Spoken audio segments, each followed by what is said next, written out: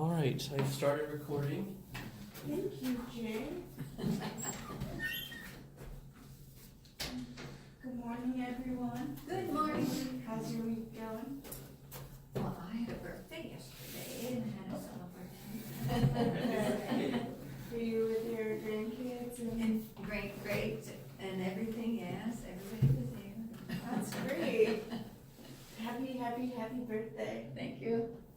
Had fun with the 2-year-old on the floor, you know. 2-year-olds have a lot of life. Yeah, Yeah. back and forth. Is the 2-year-old's not the youngest though? Yeah, the great now, yeah. I don't want to block the camera. Oh, yeah. Last week, Jay talked about stewardship from the perspective of the book of Ruth and really looked at how we are stewards of our community. And this week is the topic of stewards of money.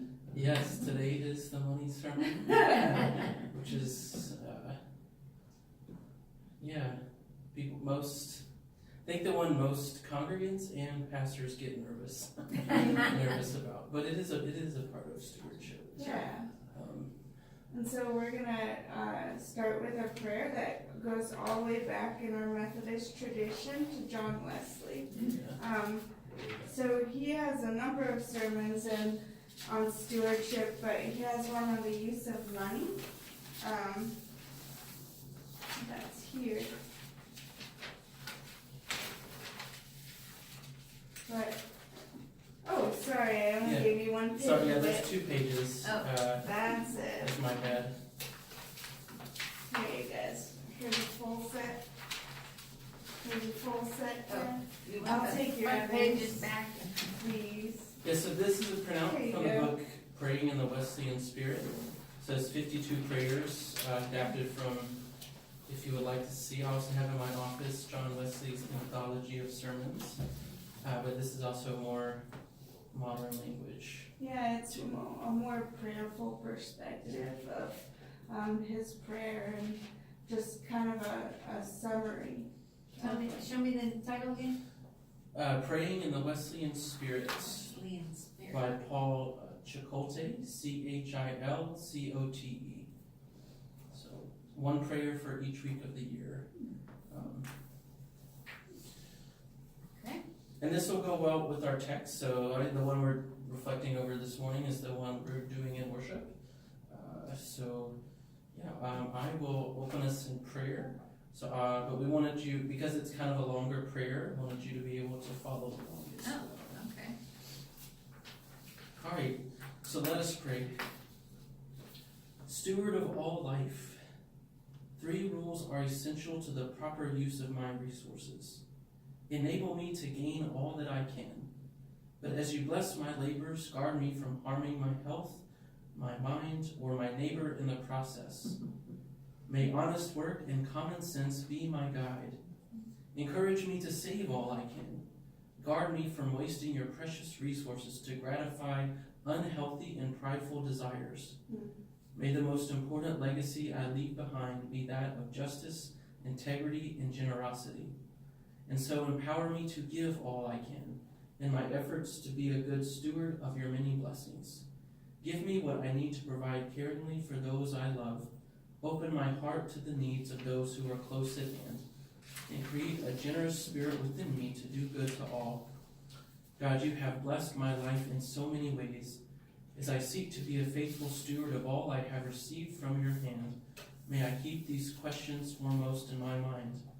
Am I acting according to my character as a steward?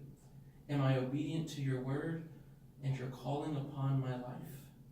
Can I offer up this act of kindness or generosity as a sacrifice to you through Jesus Christ? Is my spirit loving and consistent with your eternal concerns? Teach me, O generous God, what it means to be a steward of your treasures. Amen. Amen. Thank you, Jay. So as we look at this adapted prayer from John Wesley, there's kind of 3 mottos that Wesley is known for that stick out here, what would you say some of the themes that are popping up in You're this? saying the italic words? Yeah, that could be. Gain, save, give? Gain, save, and give. And give all you can. Yeah. Earn all you can, so gain all I can, save all I can, and give all you can. I also like some of the language of like empower, because it reminds us that it's through God and through the Spirit. It's not on our own behalf. So like that language is a good reminder for me. The empower.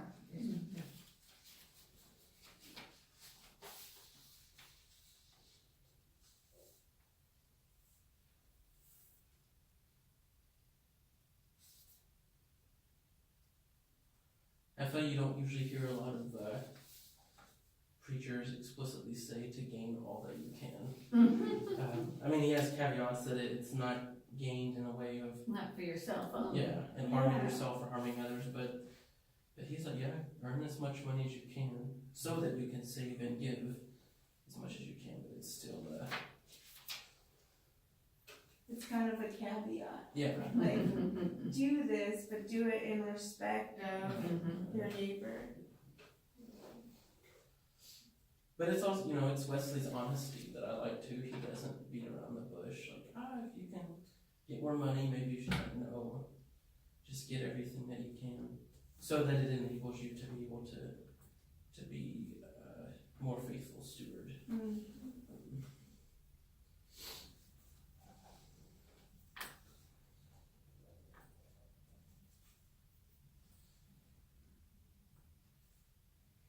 Yeah, a lot of times Wesley for this gain all you can, he kind of keeps in the back of the mandate of gaining all you can, like care and love of your neighbor.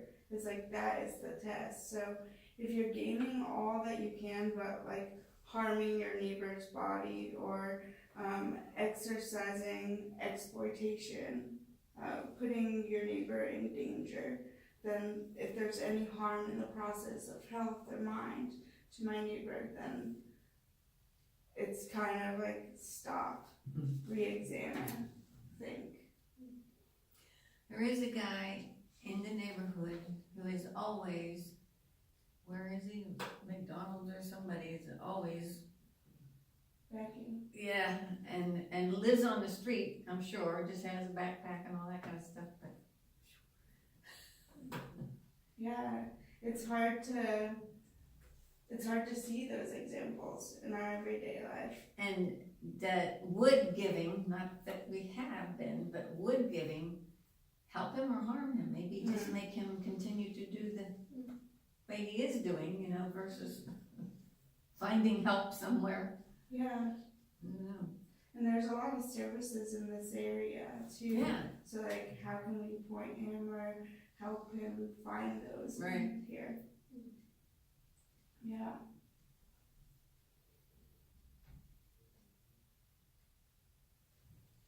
And when we think about the next part, like you are inclined to give because you have the capacity to do that, right? Like, because you've saved all that you can. So like John Wesley is really pushing that our needs of our neighbors are met as well in our saving. It's saving so that the basic needs are met. I have a list of maybe, 20 charities or whatever that I give a little bit to each year. And of course you send money one time and they give you 20 more times, please give, please, but I keep track. Whoop, already did. What are some of the ones you give to?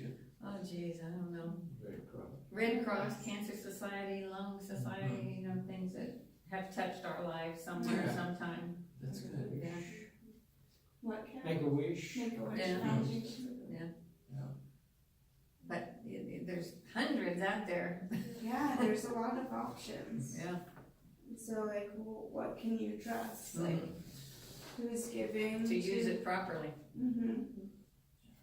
Yeah, Yeah, so there's like that aspect of, like we have been diligent in gaining the money that we have. So like we give with integrity, but we also want to give to those places that have integrity too. Yeah. Well, that's what I'm saying. It's not only to the church that you give, but there's outreach everywhere. Yeah.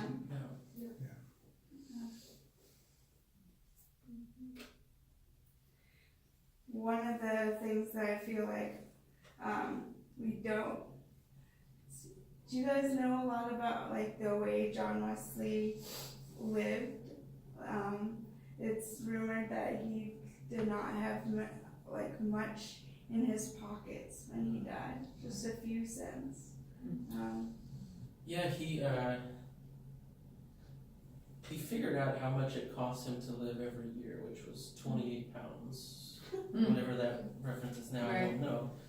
But he started out, he made 30 pounds a year, so he gave 2 away. Oh, okay. But then as his salary increased, like in the next year or two, he had gained 60 pounds. But he kept 28 for his own necessities and gave 32. Wow. And by the end, they said by the end of his life, he was earning roughly now like 160,000 a year, US dollars.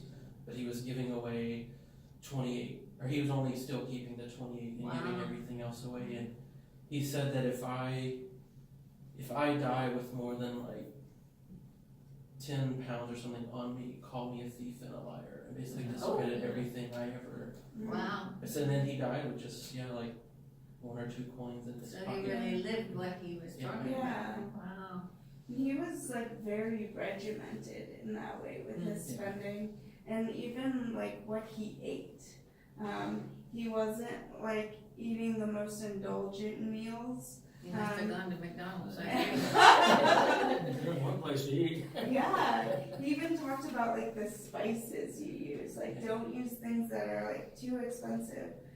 So, I mean, some people can call that like frugal, or just like basic. You know, like in the notion of saving all that you can, it was to ensure that you're not being showy or like ostentatious with what you have.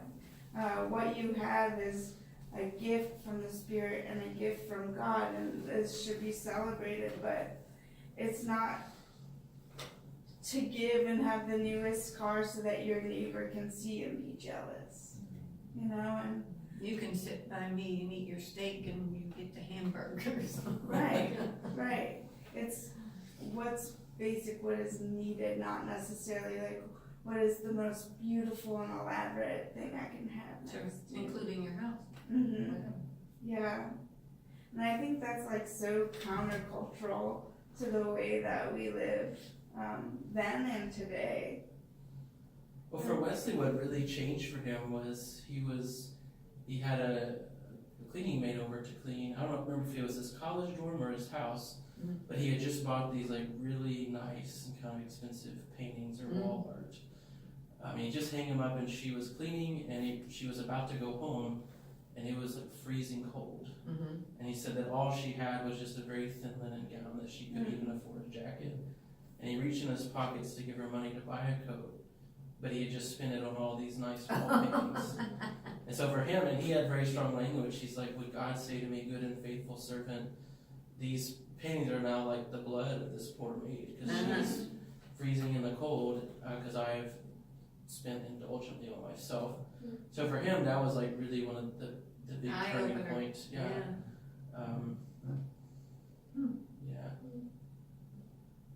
That would do it. Yeah. But he had a cleaning lady. Yeah. Never had one. And some of that's like the culture and tradition of the time, you know, like who spends their time doing what, that traditionally. But he was very like self-sustained, so it just makes us think like what does what we spend our money on say about us? Right. and this like drive of capitalism to like have the most beautiful and newest items is kind of a pulse we've been dealing with for a long time.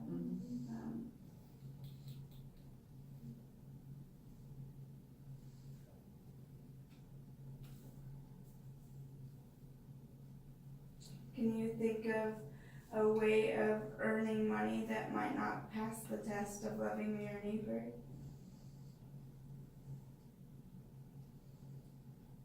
Some professions that might lead to exploitation rather than Some politician? could be. Is it an illegal activity like selling drugs? Yeah.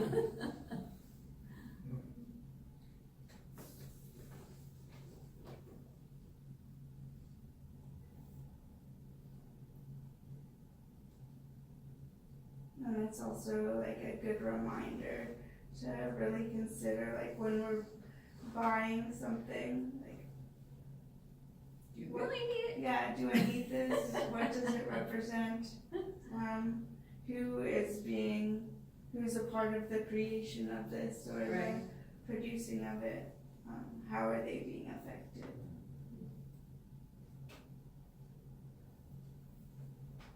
Because Wesley is known for like, our Methodist tradition has been speaking up against predatory lending and child labor and unfair labor practices for a really long time.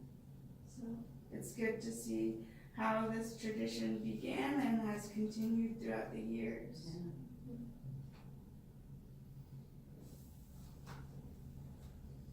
And then the last part of the prayer that we, the give all you can. Jay's story about John Wesley was a good example of that. Paul's just in his life.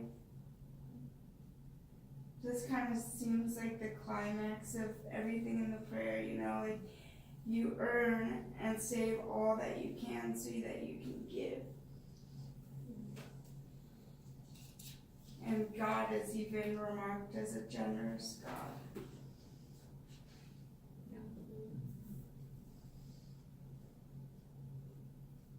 And so if we're obedient to a generous spirit, a generous God, then we as Christians kind of are supposed to embody that generosity.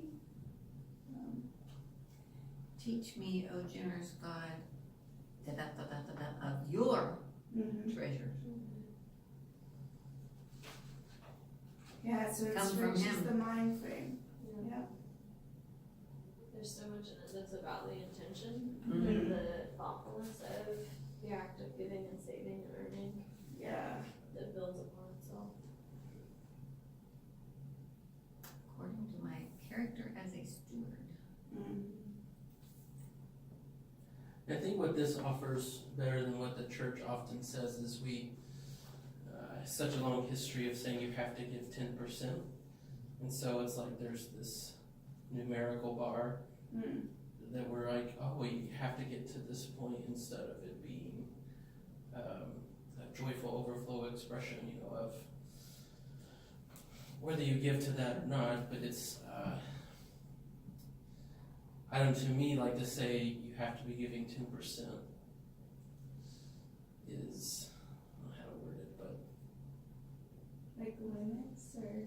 yeah, like it's just saying this, a numerical bar is what your intention should be, instead of that this is an expression of faith or an act of discipleship. And not to say that giving 10% is bad,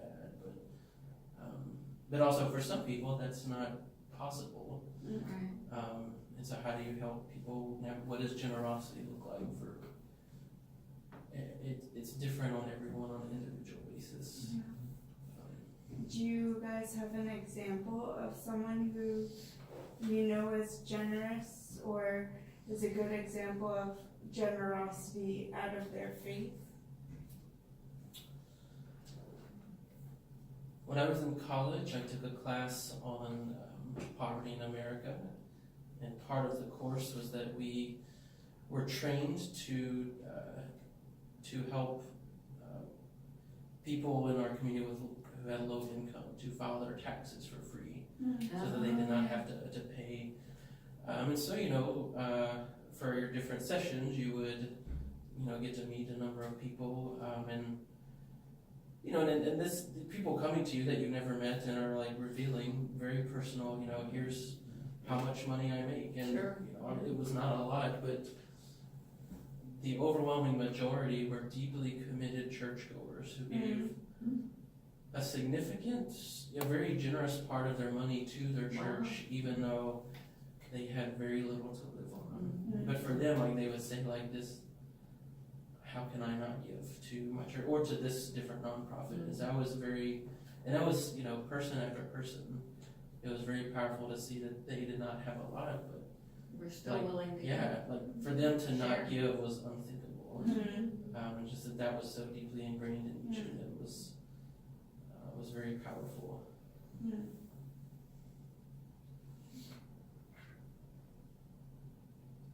And that guard me from wasting your precious resources for my prideful desires. That's a hard one too. But how many advertisements we see every day? You're constantly being pulled to give your money to. And like the advertising companies have invested in like using the psychology of why we buy. So like some of the tests we used to have to help us from buying things now, like you keep wanting to buy. I know that in the past, if I wanted something, I would give myself like a week to, depending on the item, to like think about it. a year to think about it. Yeah. Like a KitchenAid mixer. I was like, do I need this? Like I have a hand spinner, but like this would be a lot easier and it would really be helpful. So I thought about that for years, and I couldn't like really think of indulging with my own money to buy it. But I was graciously given the gift of it. I was gonna say, did you put it on your Christmas list or something? So yes, my mom.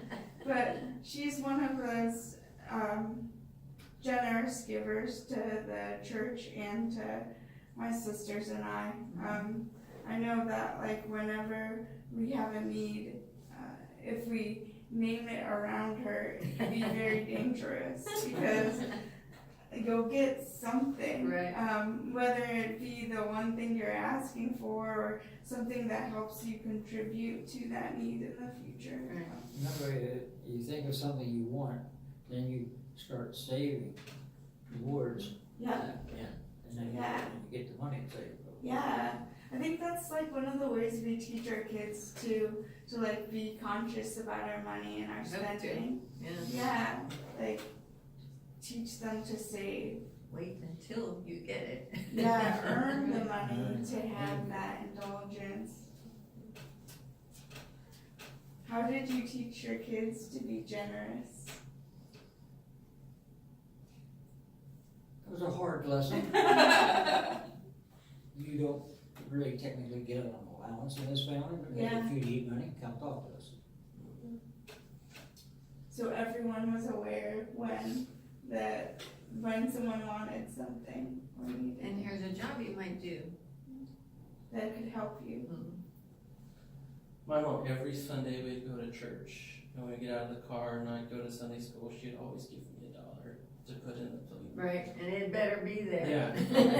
That was, it was just, I didn't fully understand it at the time, but it's a way of, here's some money to give every week. And she also forced me, for my first several jobs, that I had to save the majority of my paycheck. She was like, you can, take out like $20 from it, but the rest goes into your savings. Just to show you the difference in society, whatever. Of course, my granddaughter has some handicaps and whatnot, but she's at the age now where she can't be on her mother's hospitalization insurance. So the hours that she works pays for the hospitalization. Where do you go to from here? Yeah. And the boyfriend is in much the same state, health-wise and everywhere else. Yeah, it's hard with everything, like you can work very diligently and have that high integrity and still not have those basic needs met. Cause anything can get in the way, Yep. Health or crisis, any circumstance we're not aware of, and that's kind of the pulse that if there are those who are saving and gaining all that they can, then they're giving so generously that those in need are not having to suffer or to be harmed. And sometimes, like, we've been talking a lot about money in our giving, but there's other ways to be generous and other Time. things to give. Your time. Time. Yeah. Yep, I think that's a big thing for us, especially in the church, what ministries we give to. Our time and our gifts. It's really nice to have a robust choir. Mm-hmm.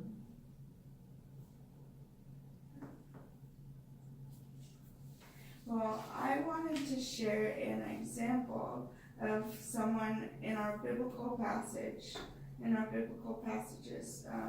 who kind of gives us this testament, an example of someone who is generous, deeply generous and deeply giving. So we're going to read from Mark 12:38 through 44. I have the passage here. Yep. Would you like to read it for us, George? We'll pass it out to everyone.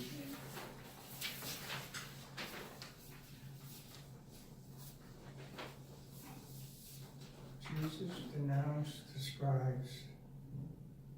As he taught, he said, "Beware of the scribes who like to walk around in long robes and to be greeted with respect in the marketplace, and to have the best seats in the synagogue and places of honor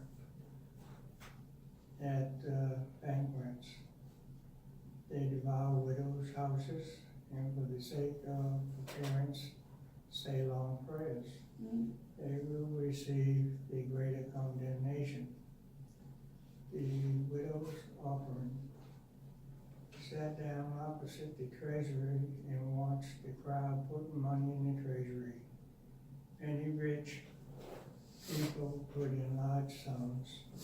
A poor widow came and put in 2 small copper coins, which are worth a penny.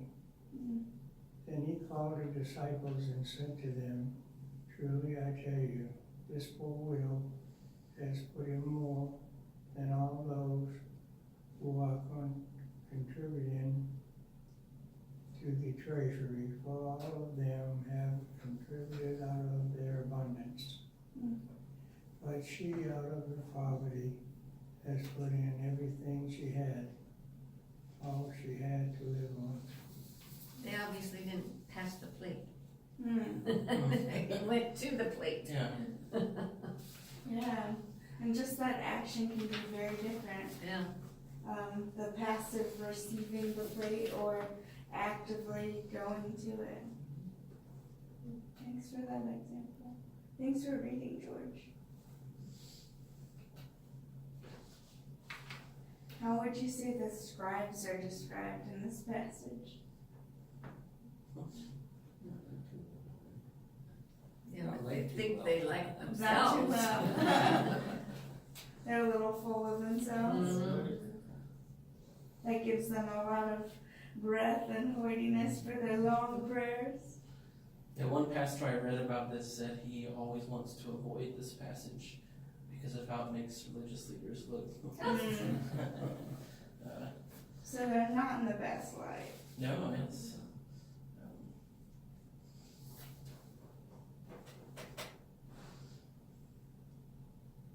But notice how they're still received with respect, even though this is painting them as not doing what is Right. Right. But in the marketplace, they gain respect. So just out of their position, not of like what they're doing. Yeah, the yes man. Keeping that power structure going. I would put quotes around with respect. Around what? With respect. Oh, You know Nancy, she highlights our keywords for us. If you ever want to like review our studies, go to Nancy's notes.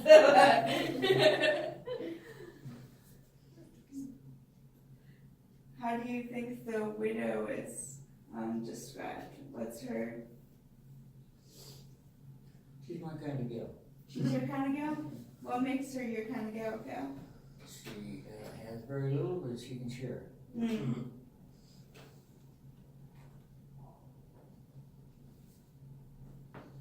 Yeah, I love the imagery here of where Jesus is just sitting down, watching the crowds do their thing and putting in money. Like he doesn't always have to be like active and doing stuff. He's just sitting and observing people. And not necessarily judgmentally, Yeah. just seeing. Yeah. Yeah, the observation is enough. In the Common English Bible, it says that the rich people here, it says that they gave out of their spare change. And for me, that was a very much different perspective than. Because you think like giving out of abundance is still Abundance a lot of abundance. giving. But then to think of like it's just their spare change, where he's saying it doesn't. True generosity kind of hurts you, because it's not necessarily how much you give, but how much you have left after you give. And for the widow, it hurt. It hurt her to give this much, but Yeah, if you look at the 2 copper coins that she gave in its historical context, it would take 64 of these coins to be a daily wage. So she who does not even have enough for A minute, let alone an hour. right is willing to give that, to sacrifice that. And how often are we pushed to give till it's a sacrifice?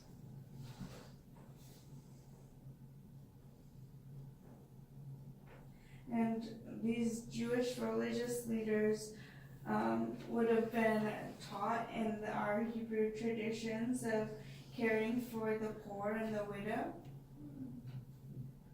So for them to see the widow, the one they are supposed to be caring for, give Be them generous. this, yes, be this overwhelming gift of generosity without regret or remorse, without asking for anything, when she is entitled by Jewish law to ask for that assistance from these leaders. Jesus kind of turns it all on its head with this example. So with this particular offering, why do you think, every Sunday in worship we have the offering and us placing money in the plates. And why do you feel that is a significant thing that we do in worship? Is Return to God for all the blessings He's given us. And it's giving back what God has given. So like you were mentioning those pieces before, Nancy, the stewardship, like it never belonged to us in the first place. And like Ashley was sharing about that, like the why, the behind it, the faithfulness. in seminary we had an assignment where we had to create an order of worship. But we had like a lot of freedom, kind of do what we want. So I started out by creating an entire fake church. Which was not the assignment, Yeah, just and all one. these fake announcements in the bulletin that were great. But I remember I got in trouble by a professor for the way I dealt with the offering. And I was like, I refuse to have the offering plates passed, but people can give it at the beginning of the service. There'll be a basket as you Yeah, enter. some people do, some Yeah. churches do that way. And then someone will walk it down during the service. And she had a very strong critique, and I was like, what do you know? You're just a professor of worship. But over the years, like I've come to appreciate more, I think, the significance it has of doing it in worship, especially as an active response to the word, that this is a way we are responding by giving an offering of ourselves, because part of worship is, symbolically, like we're placing our whole selves in the offering plate, and so that's being brought to the altar. I think the widow is a good example of that. Like, it's her whole self, it's everything Right. she has to Right. give. And it's that fullness, not a part or a piece of who we are. Right. And of course, we're not to be judgmental. Right. I mean, like for us, we give once a month, not every week in church, and if they see the offering go by us with nothing, Yeah. It's really easy because we have those measurables, that 10% we're supposed to give, that, like, if we don't see it. Oh, they didn't that put way- anything in? Yeah. I think, that was part of my, tension with that, because especially if the usher looks at you and they're Yeah. like, Not today. Yeah. So, and it's interesting for churches that do like a lot of online giving. Mm-hmm. They have little cards in the pew so that you can still, bless my gift I gave online, so you still have that act of placing, which is meaningful for some people, for sure. That's just, it's fascinating. To each his own. Yeah. Has this church always done the offering where the basket is passed around? I think so. You don't remember walking to the altar? I know there's the tradition of the handrails here. Yeah, for communion. For communion, it's different, yeah. So Then you how's have it the different? opportunity to drop an extra something in there, but you Yeah. still got the plate going by. But what do you think the significance of the handrails is versus the? I don't think it gets used nowadays myself. I doubt very much. I think we actually had a very generous response a couple weeks ago Okay. from the Communion Sunday. Yeah, because usually the money placed on the communion rails for the pastor's discretionary fund. Okay. We've been in the deficit for a while, so someone gave a very generous Oh, gift to put us in the positive so we could Great. be able to help. Yeah. Yeah, it's just another example of how we as a community, the different ways that we give and how we respond when we know there is a need for neighbors. Right. And you could be especially thankful for something that week, whatever happened or something Yeah. too. But in the pledging of your monies to the church, if you pledge weekly, Mm-hmm. you contribute more than those that pledge monthly. Huh. Because every so often, you have a 5-week month instead of a 4-week month. Oh Oh, yeah. because it fits Because Sundays, yeah. Fifth Sundays.